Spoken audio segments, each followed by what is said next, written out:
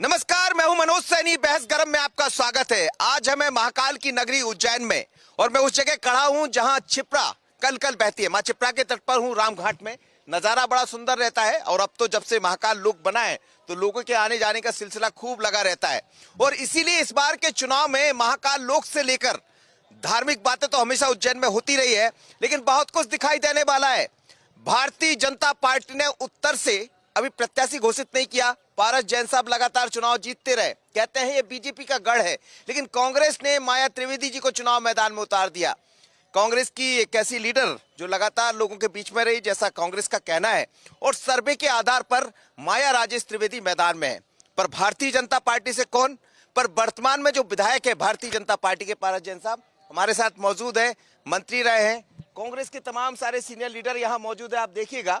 तो चलिए शुरुआत करते हैं और सबसे पहले पारस जी से ही बात कर लेते हैं। पारस जी, क्या तैयारियां है? सूची का इंतजार है?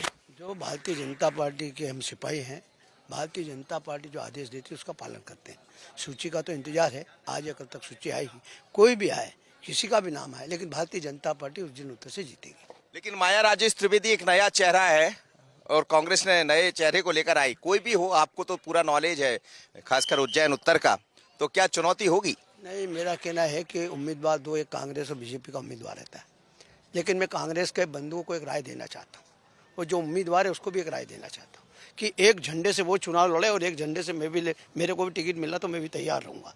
और इससे क्या फालतू व्यय भी बचेगा और जनता की सहानुभूति जिसके पास होगी वो जीत के चले जाएगा। एक झंडे का मतलब समझे? एक झंडा लेके पूरी जनता के बीच में वो पार्टी भी जाए और हम भी जाए, हमारी पार्टी के लोग, और फिर जीत के बताएंगे, जो होगा वो जीतेगा। एक झंडे के नीचे चुनाव मैदान में आ जाइए, पारस जी कह रहे हैं। ये झूठ बोलते हैं हमेशा। अभी 100 झंडे लगा देंगे। ये झूठ बोलने की इनके आदत है और फैक्ट्री है इनके यहाँ की। कितना झूठ, पूरा झूठ परोसते हैं शहर में ये लोग। झूठ बोलो, जोर से बोलो। अभी इनकी वो यात्रा निकली थी, वो परिवर्तन यात्रा जो भी निकाली थी, आशीर्वाद यात्रा निकाली। आपकी भी जनोक्रोश निकली थी। हमारी में भीड़ थी, जनता आई थी, उसमें आक्रोश व्यक्त किया। इनकी जो यात्रा निकली उसमें भीड़ नहीं थी। ये 6 बजे यात्रा आने वाली थी, वो रात को 9 बजे और 5 मिनट में फ्रीगंज पहुंच गई थी। मेरा तो ये कहना है, माननीय विधायक से पारस जैन साहब अच्छे हो सकते हैं, व्यवहारिक, लेकिन जिस दल में ये हैं वो दल के अंदर भारतीय जनता पार्टी के अंदर गलत है पारस पहलवान, मेरे हिसाब से। तो आपके यहाँ जाए क्या? नहीं, हमारे यहाँ आपके यहाँ तो लेकिन झूठ बोलना और जोर से बोलना ये इनके संस्कार है, हमारे नहीं है। हम जो कहते हैं झूठ बोलना बोल रहे हैं जो जी। बात दो दलों की हो रही है और एक तरफ आशीर्वाद लेने वाली यात्रा आती है और जिनके पास आक्रोश है वो आक्रोश जताते रहेंगे।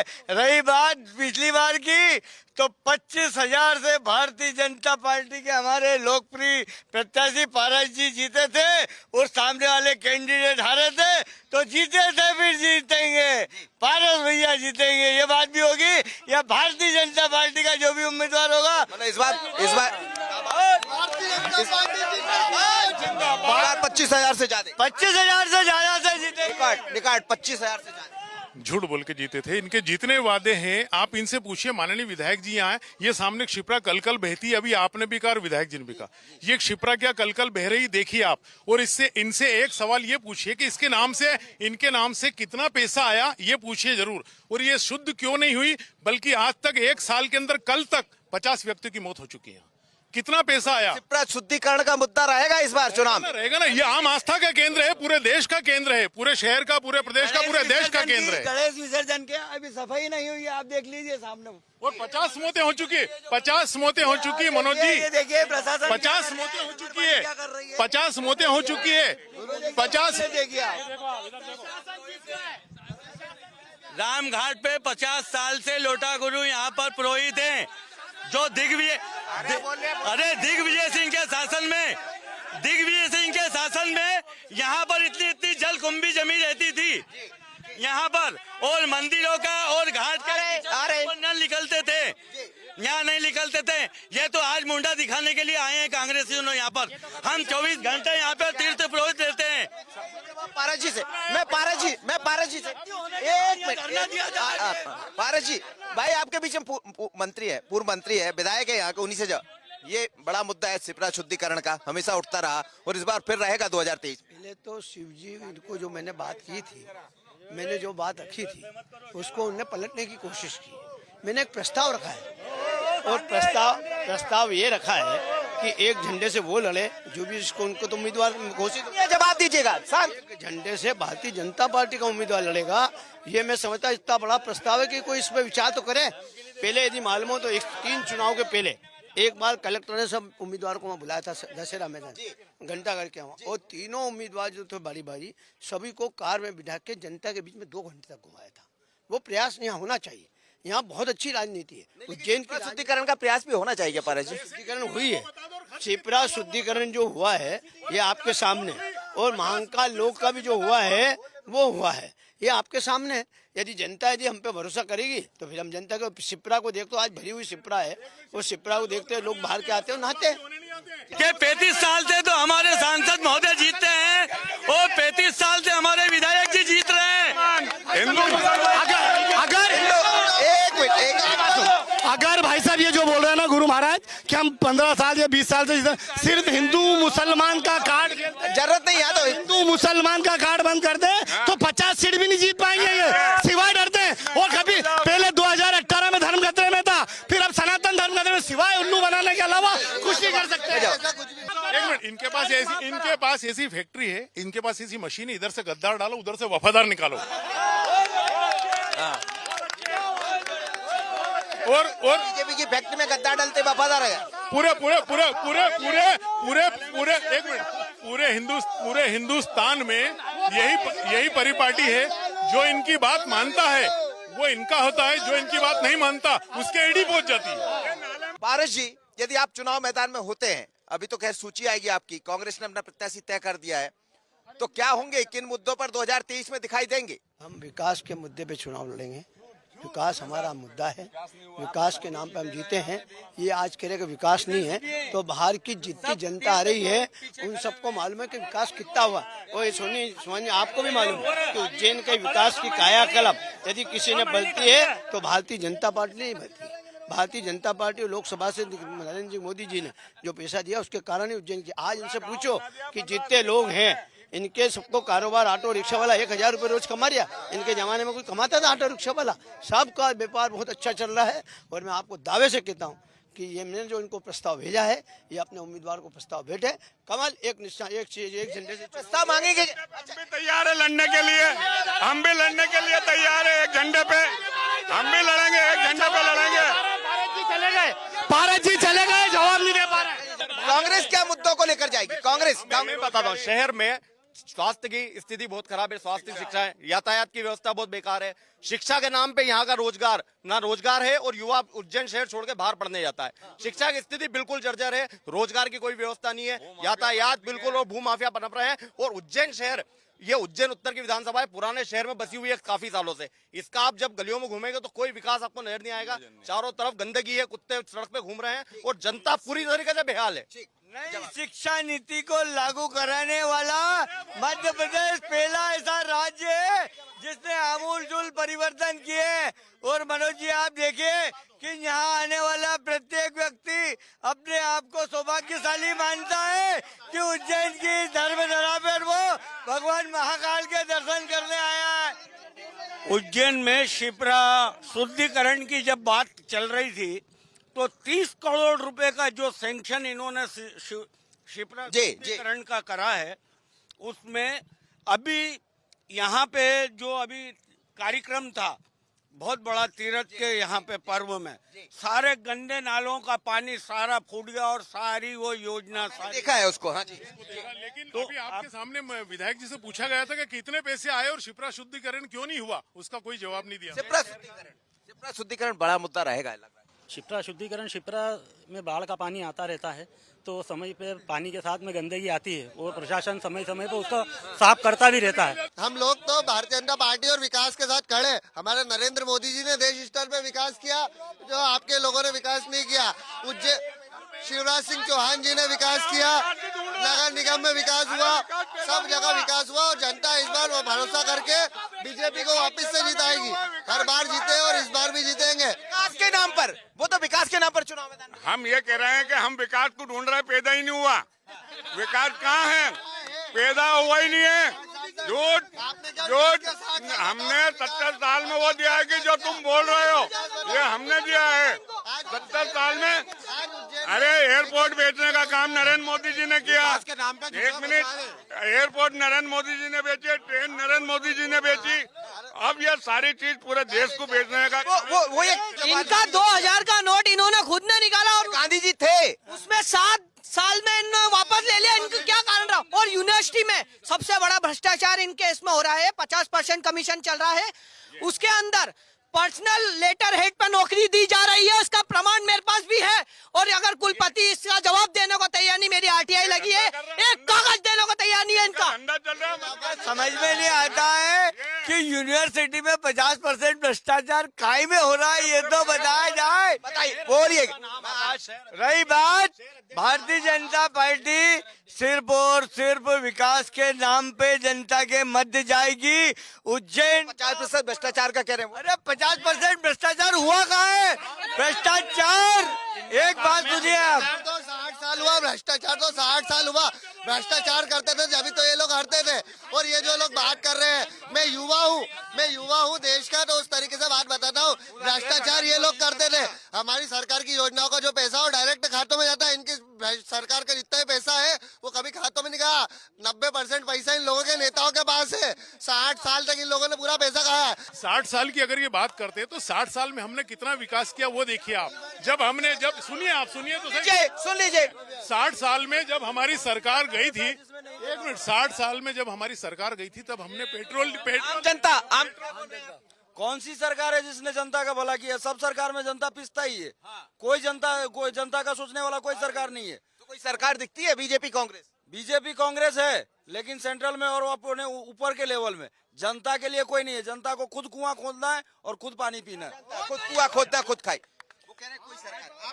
सारे शहर के सारे विभागों में भ्रष्टाचार व्याप्त है। वो प्राधिकरण हो, यूनिवर्सिटी हो, नगर निगम हो, हर जगह बिना कमीशन के 1 रुपए का काम नहीं होता है। और कोई जनता यदि आज इतना विकास किया होता, इसको समझेगी 2023 में समझेगी इसको। बिल्कुल समझेगी। और इनको सारे मतदाता प्रॉपर तरीके से उखाड़ के फेंकेंगे और सरकार कमलनाथ जी की बनेगी 150 सीट के साथ में। और उज्जैन उत्तर और उज्जैन दक्षिण में इस बार कांग्रेस पार्टी जीतेगी। देंगे कहाँ से? सबूत मांग रहे हैं। सतपुड़ा भवन पूरा जला हुआ है, तो सबूत देंगे कहाँ से? सबूत देंगे कहाँ से? बातें करने से अच्छा है हम निचले स्तर पे बात करें। जो नरेंद्र मोदी सरकार ने जो 2.5 लाख अरे यहाँ की बात, यहाँ उज्जैन उत्तर प्रदेश में भी मकान बने हैं। गरीब की छत जो चद्दर से इनके कार्यकाल में पानी वहाँ चद्दर के नीचे छत चुई थी, आज छत देने का काम क्या है? इस सरकार ने छत देने का काम किया है। बहनों को पैसा देने का काम क्या है? रोजगार देने का काम क्या है? महाकाल बाबा का इतना बड़ा भव्य मंदिर है यहाँ पर, उसमें 250 रुपए महाकाल बाबा को छूने के और 750 रुपए जल चढ़ाने के। ये कौन सा है? कौन सी सरकार है? हिंदुत्व की सरकार है। हिंदुत्व की सरकार में हिंदू समाज के लोगों को मतलब भगवान को छूने के पैसे लगेंगे। ये छूने के पैसे लगेंगे, बड़ा मुद्दा। व्यवस्था बनाने का काम किया है। और आज भी आप जाएंगे तो आपको निर्बाध गति से दर्शन प्राप्त है। पैसे से बिल्कुल पैसे दे के आएगा दर्शन। अभी मैं दर्शन करने जा ही रहा हूँ। पैसे लगे हैं फ्री? मैं अभी दर्शन करने जा रहा हूँ। ठीक, मुझे पैसा दे। आप आदमी दर्शन करने के लिए नहीं करना पड़ेगा।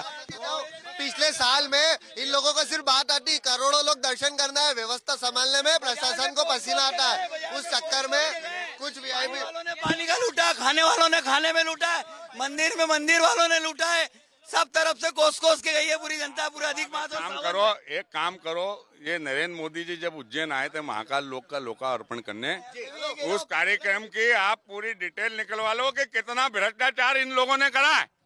आप बिना तथ्य के केवल बात करने की बात कर रहे हैं। जबकि मैं आपको ये अवगत कराना चाहता हूँ कि जब से महाकाल लोक इस उज्जैन की धर्मधरा पर विराजित हुआ है, जब से जिस प्रकार से जनता आई है, आज अपने आप को आह्लादित मान रही है। लेकिन ये धर्मरोधी सरकार ये चाहते हैं कि लोग उज्जैन में नहीं आए। 35 करोड़ रुपए लोग के कारण सब कुछ बदल तो गया उज्जैन का, ये बात मानते हैं? ये सबसे पहले योजना शुरू करी थी, ये सबसे पहले माननीय कमलनाथ जी ने योजना शुरू करी थी। इस बात को पूरा प्रदेश जानता है, पूरा देश जानता है। शुरुआत कांग्रेस ने करी थी, कांग्रेस चाहती है हर धर्मालु पूरे देश का, प्रदेश का आसानी से महाकाल के दर्शन करे। वो जो योजना हमने शुरू करी थी उसका लाभ ये लोग ले रहे हैं, इनका तो काम ही ये है। चंदा करना और धंधा इनका। महाकाल लोक से लाभ हुआ कि नहीं? कुछ भी लाभ नहीं हुआ, सिर्फ सिवाय बीजेपी के लोगों को लाभ हुआ, बीजेपी के लोगों का लाभ हुआ। बीजेपी के कार्यकर्ताओं का लाभ मूर्ति थी, जो मूर्ति 3 लाख की थी, 30-30 लाख रुपए में बेची इन लोगों ने, और भगवान ने इनको नकार दिया है।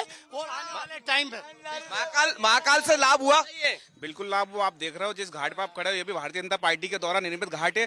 यहाँ पर ये तो आपदा, ये केवल झूठ गए। जिस जहाँ आप खड़े हैं रात को आके बहुत बढ़िया यहाँ पर आपको लाइटिंग देखने को मिलेगी। जितना भी विकास किया भारतीय जनता पार्टी ने किया। महाकाल मंदिर की बात करें, आज यहाँ पर टूरिज्म के लिए सबसे बड़ा यहाँ पर हुआ विकास हुआ, होटलों का विकास हुआ, यहाँ पर रेस्टोरेंट वालों का हुआ, और नीचे जो छोटी छोटी दुकानें लगाते हैं आप यहाँ आसपास देख रहे हो, इन सबका रोजगार मिला। यहाँ पर स्वयं खुद बने हैं और खुद व्यापार यहाँ पर छोटे छोटे व्यापारी व्यापार कर रहे हैं, बहुत बड़ा फायदा। और इनके टाइम पे मैं पूछना चाहता हूँ, इनके टाइम पे ये आप जो कर रहे हो जी, इनके टाइम पे लाइट ही नहीं रहती थी।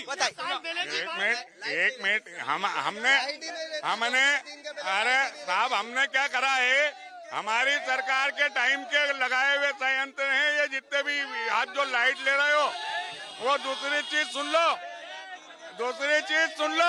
तुम लोगों ने यहाँ लाइट की बात कर रहे हो, लाइट में तुमने 3 ठेके दिए लाइट के। हमने देखा है 2003 के पहले न लाइट थी, न सड़कें थी, न ईंधन था, न गैस थी, न किसी प्रकार की कोई सुविधा नहीं थी। लेकिन इस बार देखिए आप जिस प्रकार से पूरे प्रदेश का विकास। आप कहाँ से आए? हम एमपी के नागरिक हैं। महाकाल लोक को तो अभी देखा, 20 साल से यहाँ का विकास देख रहे हैं। बीजेपी की सरकार में वोट मांगते हैं मगर काम नहीं करते। आज महाकाल लोक जो बना है, जो महाकाल लोक बना है गरीबों की व्यवस्था सुधारने के लिए, मगर गरीबों को उजाड़ रहा है। गार्ड लगाया है 6,000 रुपए के महीने के, वो मस्त खा के पड़े रहते हैं। गरीब अगर प्रसाद बेचने जाता तो उसको डंडा बताते। ये गलत, बड़ा मुद्दा। जब ये खुद कांग्रेस के कार्यकर्ता है, ये सब गलत बात है। ये खुद कांग्रेस कार्यकर्ता है फेंकते हैं करते हुए लोग हैं। ये उज्जैन को बदनाम करने का षड्यंत्र है। और जिस प्रकार से धर्म विरोधी सरकार है, आप देखिए एक तरफ सनातन को समाप्त करने वाले गठबंधन और खड़गे जी का ये जो करते हैं वो बात करते हैं। दूसरी बात आप बताइए कि राम मंदिर के में जितने लेकिन इनकी बात का जवाब आना चाहिए। ये जो आम जनता का आरोप, एक आम जनता। आज मेरा एक निवेदन है, जवाब दी। दक्षिण के अंदर सामग्री मोहन यादव जी की फोटो लगी हुई घड़ी और सामग्री बांटी गई है, जिसके फोटो वो निर्वाचन है। ये इन्होंने पहले हार मान ली है कि लोगों को प्रबोधन दे रहे हैं, घड़ियां पहुंचा रहे हैं, सामग्री पहुंचा रहे हैं। ये लोग ये भ्रष्टाचार का कांग्रेस ये जो फोटो वीडियो है ये सब पुराने समय के हैं, ये अभी के नहीं है। ये पुराने समय के वीडियो को बता के आज बता रहे हैं। इनको मातृ शक्ति सम्मान के लिए लाडली बहना योजना जब भारतीय जनता पार्टी ने लागू करी, जब भी इनके पेट में दर्द हुआ। और आप देखिए कि 1.5 साल की कमलनाथ जी की सरकार में सारी की सारी योजनाएं बंद कर दी गई थी। जवाब दीजिए, सारी योजनाएं बंद कर दी कांग्रेस ने। ये इनकी सोच है। ये कमलनाथ जी ने करे, एक सुन लो भाई, सुनो, ये इनकी सोच है, ये इनका काम है। इनको सब काम ऐसा दिखता जैसे वो सावन के अंधे को चश्मा लगा तो हरा हरा दिखता है कि दिखता है। ये सावन के अंधे हो गए, सावन के अंधे हो गए। कोई अंधे नहीं हो गए। इनके प्रत्याशियों के 6 पुतले उज्जैन में जले हैं। जिस महाराज त्रिवेदी की बात करें, 6 पुतले जले हैं इनके, 6 पुतले। तो ये तो भाजपा को वॉकओवर दे दिया इन्होंने। भाजपा 51,000 वोटों से जीतने वाली है। Bharatiya Janata party 51,000 vote. इनके इसमें एक नाबालिग बच्ची की इज्जत लूटी गई ये लोग, और जबकि यहाँ पर सांसद है, यहाँ पर विधायक है, यहाँ पे मंत्री है, उनके होते हुए यहाँ पर उसकी रिपोर्ट नहीं लिखी गई। दो दिन तक वो घूमती रही, बच्ची रोती रही, और जब कांग्रेस ने धरना दिया, जब जाके इनकी नींद खुली, और जब जाके ये लोग अबला महाकाल की धरती है, ऐसी बातें कहाँ करेंगे? नहीं, ये करा इन लोगों ने करा।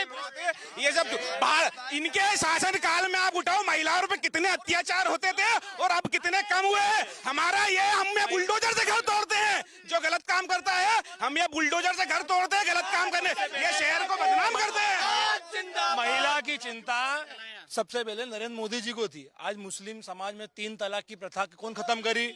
नरेंद्र मोदी ने करी। ये महिलाओं की बात करते हैं कि हम महिलाओं के जो दूषित दुराचार जो महिलाएं थी उनको आज जो बचाने वाला नरेंद्र मोदी ने करा। किसने लूट ली? यूपी के विधायक बस पर आई भाई, महिलाओं के नाम पे अभी 12 साल की लड़की के साथ यहाँ पे रेप हो गए। आपके मित्र ने बोला, आपके मित्र ने बोला महिलाओं की स्थिति में इतनी जर्जर है यहाँ पे, आए दिन बलात्कार होता है। 4 साल की बच्ची का अभी रेप करके और मर्डर करके यहाँ पे फेंक दिया था। और इस तरीके से नंबर 1 मध्य प्रदेश को और बलात्कार में भी नंबर 1 बनाया है शिवराज सिंह चौहान ने, और चौपट प्रदेश बना दिया है। उज्जैन की धर्मधारा को बदनाम करने की बात कर रहा है, और कानून ने अपना काम किया, ये आपने स्वयं ने देखा है।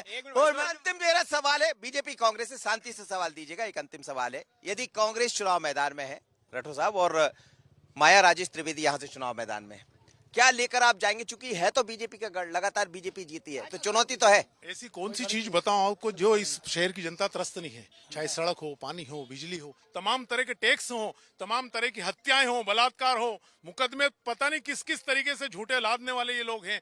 कितने इस शहर की कितनी सारी बातें बताऊं मैं आपको। शहर की 7.5 लाख 5.5 लाख जनता दुखी है।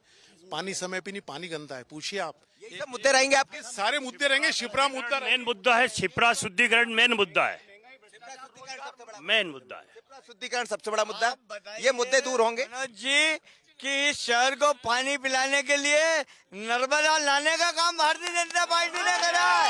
ये एक बहुत बड़ी उपलब्धि है, और लगातार शिप्रा को शुद्ध करने के लिए खान नदी के डाइवर्सन का काम करने का काम भारतीय जनता पार्टी कर रही है लगातार। आप बताइए कि शिप्रा को, वैसे तो माँ शिप्रा स्वयं शुद्ध है, लेकिन इसको स्वच्छ बनाए रखने के लिए कान डाइवर्सन, विकास के मुद्दे ही आपके मेन होंगे। मुद्दा विकास। आप पीछे आम जनता खड़ी क्या होना चाहिए 2023 में क्या चाहते? ये कांग्रेस पार्टी, ये कांग्रेस पार्टी, ये कांग्रेस पार्टी हिंदुत्व की बात करती है। अयोध्या में राम मंदिर 25 वकील किसने, इन कांग्रेस ने 25 वकील खड़े किए थे अयोध्या मंदिर को न बनाने के लिए। सब मुद्दे रहने वाले। कहना चाहता हूँ कि कांग्रेस की सरकार बनते ही महाकाल में जो जितने भी यात्री आने वाले उनको दर्शन की फ्री सुविधा उपलब्ध होगी। ये लोग गंदा कर रहे हैं वहाँ पर, हम फ्री है। आप आज जाइए, अगर एक भी दर्शनार्थी से 1 रुपया लिया जाए, आज भी लंबी लाइन लगाकर सारे तुम लोग कौन क्या बेच रहा है, कौन क्या खरीद रहा है, लेकिन बीजेपी कांग्रेस दोनों के बीच में इस समय बहस गर्म है। कांग्रेस ये कह रही है कि भ्रष्टाचार जैसे मुद्दों को लेकर हम 2023 के मैदान में है। माया राजेश त्रिवेदी इस सीट से चुनाव मैदान में कांग्रेस की तरफ से। भारतीय जनता पार्टी से जो भी होगा, बीजेपी का ऐसा कहना है कि हम उसके साथ खड़े होंगे, लेकिन मुद्दा विकास का रहेगा। यहाँ महाकाल की बात होती, महाकाल लोक की बात होती, क्षिप्रा शुद्धिकरण की बात होती, जो बरसों से मुद्दा चल रहा है। लेकिन कौन के ऊपर कितना भरोसा ये जनता करेगी उज्जैन की, ये तो चुनाव में तय होगा। पर इतना जरूर है, जब जब चुनाव होते रहेंगे तो ये बहस और गर्माती रहेंगी। नागेंद्र के साथ मनोज सैनी, बंसल न्यूज, उज्जैन।